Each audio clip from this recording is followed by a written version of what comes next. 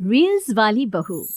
प्रज्ञा को रील्स बनाने का बड़ा ही क्रेज है और वो दिन भर रील्स बनाती रहती है, खाते पीते घूमते फिरते घर में कॉलेज में।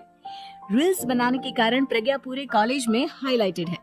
जहाँ उसके रील्स सभी को पसंद आते हैं, वहीं मनीषा चिंता में डूबी रहती है। एक रोज जब खाते हुए प्रज्ञा रील्स बना रही होती है, तब मनीषा कहती है, 1 मिनट पे चैन नहीं है इस लड़की को। ये नहीं कि खाना तो आराम से खा ले, लेकिन नहीं, अरे थोड़ी देर रील्स नहीं बनाओगी तो आसमान नहीं टूट पड़ेगा। अरे मम्मी, इसी को तो कहते हैं डिटर्मिनेशन। तुम नहीं समझोगी ये सब। भगवान, इस लड़की को सद्बुद्धि दे। जब देखो तब टेढ़ा बाका मुंह बनाती रहती है। मनीषा की बात का प्रज्ञा पर जरा भी असर नहीं होता और वो खाते खाते रील्स बनाती रहती है। दिन बीतने लगते हैं और देखते देखते प्रज्ञा का कॉलेज भी खत्म हो जाता है।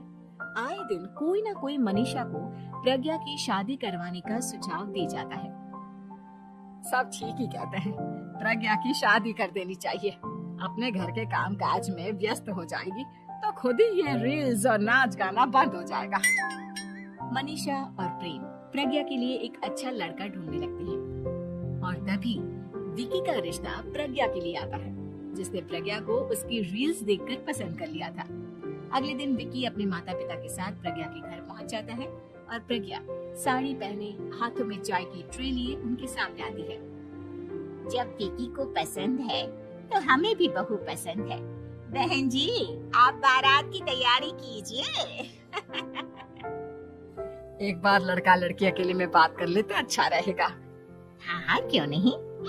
मनीषा विकी को प्रज्ञा के कमरे में भेजती है, जहाँ प्रज्ञा पहले से ही रील्स बना रही होती है। तभी विकी कहता है, आ गए आपके साजन जी। हमारे साथ ये रील्स कंप्लीट करती तो और भी अच्छा रहता। अच्छा जी, आप आ ही गए हैं तो बना ही लेती हूँ आपके साथ। दोनों मिलकर रील्स बनाते हैं। जब वी मीट और तुरंत पोस्ट पे कर देते हैं। फिर विकी कहता है, जब आप साड़ी में चाय लेकर आए तब मुझे लगा कि कहीं मैं गलत कर में तो नहीं आ गया। आप सही है। दोनों की शादी पक्की हो जाती है और शादी के दिन भी प्रज्ञा रील्स बनाने से चूकती नहीं।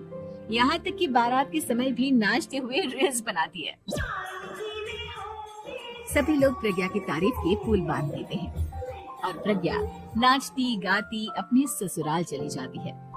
सब कुछ अच्छा चल रहा होता है। प्रज्ञा यहाँ भी दिन भर हर चीज की रील्स बनाती रहती है। लेकिन कुछ दिनों के बाद जब सुनीता कहती है, बहू, ये रील्स के साथ साथ कुछ काम भी कर लिया करो। वैसे तुझे और क्या क्या बनाना आता है? मम्मी जी, वैसे तो सब कहते हैं कि मैं सब कुछ अच्छा बनाती हूँ, लेकिन मुझे लगता है कि मैं मैगी अच्छा बना लेती हूँ, हाँ, कॉफी भी अच्छा बना लेती हूँ और मुंह तो सबसे अच्छा बना लेती हूँ। है? अच्छा अच्छा। सुनीता अपना माथा पकड़ लेती है और कहती है, बहू, कुछ खाना बनाना भी सीख लेती। मम्मी जी, मैं लंबी प्लानिंग कर रही हूँ। जल्दी ही मैं इतनी फेमस हो जाऊंगी कि मुझे पैसे मिलने लगेंगे। हम दोनों सास बहू राज करेंगे, राज नौकर काम करेंगे और लोगों की तो लाइन लगेगी हमसे मिलने के लिए। तेरा दिमाग खराब हो गया है क्या बहू? हंसी मजाक तक ठीक है, लेकिन इस तरह घर नहीं चलते। जितना जल्दी हो इस घर के तौर तरीकों को सीख लो। प्रज्ञा मुंह घुमाकर चली जाती है और तुरंत उसी वक्त एक रील बनाती है। ये देख सुनीता का गुस्सा 7वें आसमान पर चला जाता है और विकी के घर आते ही सुनीता उसे सब कुछ बताती है। विकी भी अब प्रज्ञा की इन हरकतों से परेशान हो जाता है। तुम टेंशन मत लो मम्मा, मैं देख लूंगा। विकी कमरे में जाता है तो देखता है कि प्रज्ञा रील्स बना रही है। विकी बड़े ही प्यार से प्रज्ञा से कहता है, प्रज्ञा, इन सब के लिए मैं तुम्हें मना नहीं कर रहा हूँ, लेकिन फिर भी हर वक्त तो ये अच्छा नहीं लगता ना। समझने की कोशिश करो, मुझे भी तुम्हारा थोड़ा वक्त चाहिए। मैं जब ऑफिस से आता हूँ तो मुझे समय देने की जगह इसी में लगे रहते हो। तुम ज्यादा ही सोच रहे हो। तुम भी मेरे साथ रील्स बनाओ ना, तुम्हें भी बहुत अच्छा लगेगा। तुम्हें इज्जत से कोई बात समझ में नहीं आती क्या? दिमाग खराब हो गया है तुम्हारा इस चकाचौंध से। अगर तुमने अपना रवैया नहीं बदला तो मैं तुमसे दूर चला जाऊंगा। तुम ही रिश्ता लेकर आए थे, मुझे लड़कों की कमी नहीं थी और ना आज है। विकी दरवाजा पटककर चला जाता है। धीरे धीरे विकी प्रज्ञा से दूर होता जाता है। एक रोज मनीषा प्रज्ञा के ससुराल उससे मिलने जाती है। तब सुनीता उससे कहती है, बहन जी अब आई हैं तो कुछ दिन यहाँ रहकर जाइएगा, आप ही का घर है। हाँ मम्मी, बहुत दिन हो गए तुम्हारे साथ एक भी रील नहीं बनाई मैंने। प्रज्ञा तुरंत अपने फोन में रील्स ऑन कर लेती है। ये सब मुझसे नहीं होता। तेरा ये भूत अभी तक नहीं उतरा क्या? बहन जी आप कुछ कहती नहीं क्या इसे? जब आप ही कुछ नहीं कर पाई तो मैं कर ही क्या सकती हूँ। सास तो वैसी ही बदनाम है। शाम को घर की लाइट चली जाती है और मनीषा प्रज्ञा से कहती है, मेरे घुटनों में बहुत दर्द हो रहा है, तू लाइट का कुछ इंतजाम करना बेटा। अच्छा कैंडल जला देती हूँ मम्मा। प्रज्ञा गाते हुए कैंडल जलाती है और खिड़की के पर्दे के पास रख देती है। मनीषा जिसे बहुत दर्द हो रहा है वो सो जाती है और प्रज्ञा हमेशा की तरह अपने रील्स में लग जाती है। उधर कैंडल की वजह से पर्दा आग पकड़ लेता है और मनीषा के कमरे में आग लग जाती है। बचाओ, कोई है बचाओ। सभी भागते हैं और विकी कमरे की आग बुझाने में लग जाता है, लेकिन तब तक मनीषा आधी जल चुकी थी। मनीषा की हालत देख प्रज्ञा रोने लगती है। विकी मनीषा को तुरंत हॉस्पिटल ले जाता है और उसे एडमिट कराता है।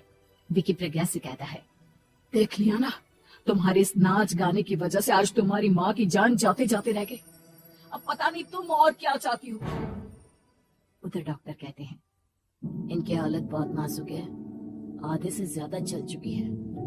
प्रज्ञा रोती हुई मंदिर में जाती है और भगवान के आगे जाकर कहती है, भगवान मेरी माँ को ठीक कर दो, मैं कसम खाती हूँ हाथ से ये रील्स बनाना छोड़ दूंगी, बस मुझे मेरी माँ वापस मिल जाए। 2 दिन बीत जाते हैं और मनीषा खतरे से बाहर आ जाती है। पेशेंट अब ठीक है, आप लोग उनसे मिल सकते हो। सब कोई मनीषा से मिलता है और प्रज्ञा सबके सामने अपना फोन तोड़ देती है। मुझे माफ कर दो मम्मा, मैंने तुम लोगों की बातों को नजरअंदाज किया। बेटा कोई भी चीज जरूरत से ज्यादा खराब है। मैंने तुम्हें रील्स बनाने से कभी मना नहीं किया, लेकिन हर वक्त एक ही चीज तो सही नहीं है। मैं समझ गई हूँ मम्मा, आई एम सॉरी। प्रज्ञा उस दिन से रील्स बनाना छोड़ देती है और पूरी तरह से अपने घर में लग जाती है। दोस्तों हमें उम्मीद है कि आपको हमारी ये कहानी पसंद आई होगी। कृपया हमारे चैनल को सब्सक्राइब करें और सभी अपडेट्स के लिए बेल आइकन जरूर दबाएं। और हाँ, वीडियो लाइक और शेयर करना मत भूलिएगा। Bye bye.